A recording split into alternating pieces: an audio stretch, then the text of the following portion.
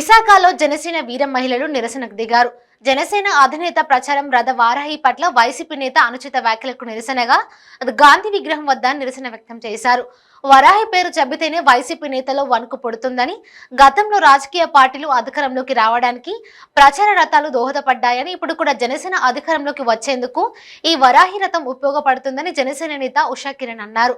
మంత్రి రోజా తన శాఖపరమైన అంశాలను పక్కన పెట్టి కేవలం పవన్ కళ్యాణ్ పై విమర్శలు చేయడమే పనిగా పెట్టుకున్నారని, తన శాఖ ద్వారా పర్యాటక రంగాన్ని అభివృద్ధి చేస్తే దానిపై శ్వేత పత్రాన్ని విడుదల చేయాలని డిమాండ్ చేశారు.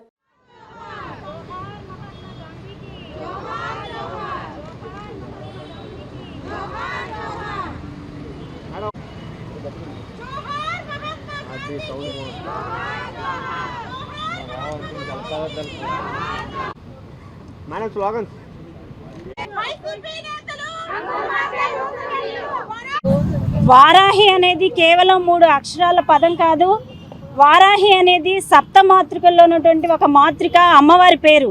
మరి ఎప్పుడైతే పవన్ కళ్యాణ్ గారు తన రథం యొక్క పేరు వారాహి అని చెప్పారో వైసీపీ నేతల్లో వణుకు పుట్టడం ప్రారంభమైంది.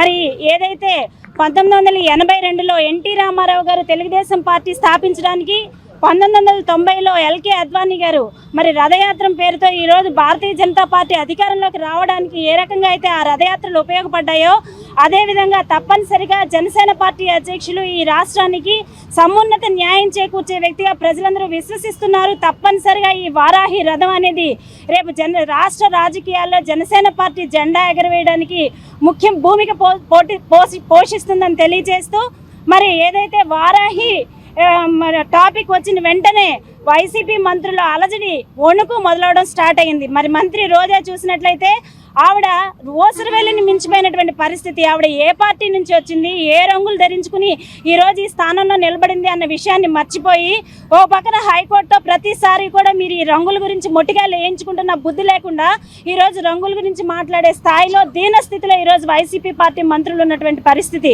నిన్న గుడివాడ అమర్నాథ్ గారు మాట్లాడుతూ ఆయన ఏం మాట్లాడతారో, మతిని మాట్లాడతారో మతి లేకుండా మాట్లాడతారో అర్థం కానిటువంటి పరిస్థితి. పవన్ కళ్యాణ్ గారు సంస్కారవంతంగా చేతులు కట్టుకుంటే ఆయన వచ్చి నాతో ఫోటో దిగాడని ఆ రోజు మతి స్థిమితం లేకుండా మాట్లాడినటువంటి పరిస్థితి. మరి నిన్న మరి మరొకసారి ఎప్పుడైతే పవన్ కళ్యాణ్ గారి పేరు జపిస్తేనే అక్కడ నాకు మార్కులు పడతాయని మీరు అనుకుంటే మీకు తప్పనిసరిగా ఈ రాష్ట్ర ప్రజలందరూ కూడా 0 మార్కులు వేస్తారని మరొకసారి తెలియజేస్తూ, ఒక పక్కన జగన్మోహన్ రెడ్డి గారు తండ్రి గారి పేరు తీసేస్తే ఈరోజు అమర్నాథ్ గారు వాళ్ళ తండ్రి గారి పేరు తీసేస్తున్నటువంటి పరిస్థితి. మరి ఏదైతే వారాహి అనే వాహనం వల్ల తప్పనిసరిగా జనసేన పార్టీ అధికారంలోకి వస్తుంది.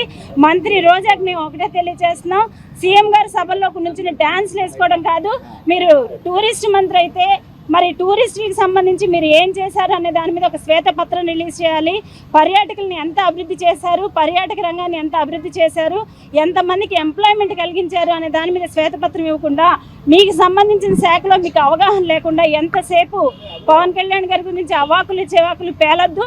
అసలు మీతో మాట్లాడడం అంటేనే దున్నపోతు మీద వర్షం పడినట్టే. అయినా కూడా మరొకసారి చెప్తున్నాం, పవన్ కళ్యాణ్ గారు జోలికి వస్తే ఈసారి అందరం కూడా మహిళలందరం కూడా తిరగబడి చెప్పు తీసి కొడతామని తెలియజేస్తున్నాం.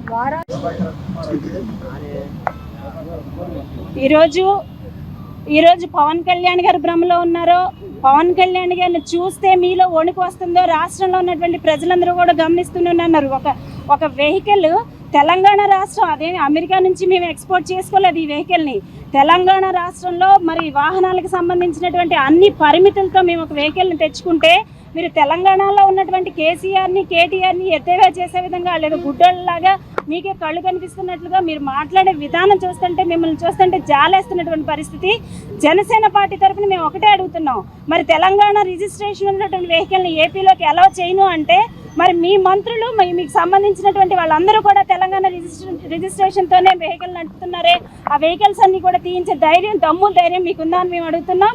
పవన్ కళ్యాణ్ గారిని చూసి ఉలికిపడి వణికి భయపడి మీ ఎగ్జిస్టెన్స్ కాపాడుకోవడం కోసం మీ మంత్రి గారి మీ సీఎం గారి దగ్గర మార్కులు కొట్టేయడం కోసం చేసే ప్రయత్నం తెప్పించి ప్రజలందరూ కూడా రంగుల గురించి కూడా మీరు మాట్లాడుతుంటే ప్రజలందరూ కూడా మిమ్మల్ని చూసి అసహించుకుంటున్నటువంటి పరిస్థితి.